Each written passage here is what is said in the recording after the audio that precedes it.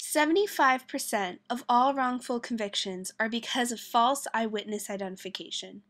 In 2005 alone, 65% of 340 exonerations were based on false identifications.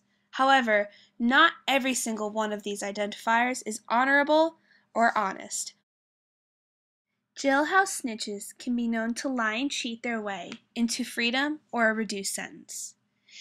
Even though they can sometimes help because they could be possibly honest about their confessions or information they've heard behind bars, they are usually false or exaggerated due to the incentives given by prosecutors. Snitching is defined as the practice by which criminals give information to the police in exchange for a material reward or a reduced punishment. Needless to say, these already convicted criminals will take any chance that they can get to reduce their sentence and better their own lives. According to the snitch system reading that we did in class, snitches are the leading causes of wrongful convictions in U.S. capital cases, followed by erroneous eyewitness identification testimony and false confessions. These men are already in jail or have some serious sentence against them. Therefore, they don't always have that much to lose. Sometimes a case of prosecutorial misconduct is in play, in which they are bribed to make up lies or to interpret things that are said by a defendant in a different way that goes against the defendant and finds him guilty of a crime he did not commit. The prosecutorial misconduct is often due to severe cases of careerism, in which a prosecutor would rather convict someone innocent of a crime than lose a case that could define their career for the rest of their lives. Richard Wright of British Journal of Criminology says that snitching is driven by a variety of motives, from fear, greed, revenge, and altruism to the need of recognition and a desire for reduced jail time.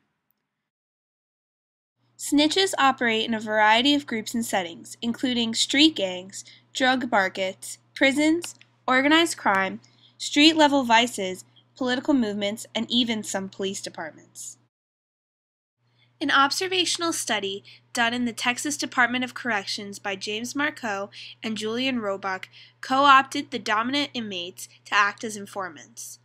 These snitches were highly aggressive and feared within the prison, and they often used physical force in order to control the inmate population and to get confessions. Even though many people have called for the banishing of snitches from the courtroom due to their unreliability and tragic consequences of incentivized testimonies, there are some ways in which the snitch system can be reformed. First off, snitches should be wired to electronically record any incriminating statements made by the suspect. This eliminates dishonesty from the snitch and puts all statements into context. Critics of this reform say that if the wiring were to get out, no defendants would ever admit or discuss their guilt in a jailhouse setting, which would eliminate this form of evidence altogether. In addition, it would put the snitches in great harm and danger, and cause prison fights to break out.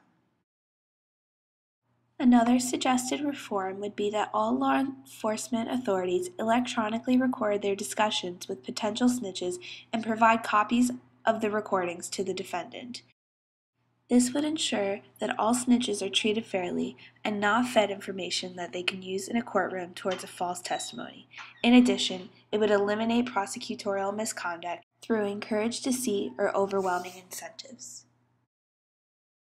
Lastly, prosecutors should disclose to defendants whether snitches have been used as informants or not, and should definitely inform the jury of exactly what incentives have been made to cause the snitch to confess to overhearing a confession or other incriminating statements. All in all, although sometimes effective, the snitch system used by prosecutors in order to find defendants guilty can often do more harm than good by leading to wrongful convictions and bettering the lives of dangerous men and women.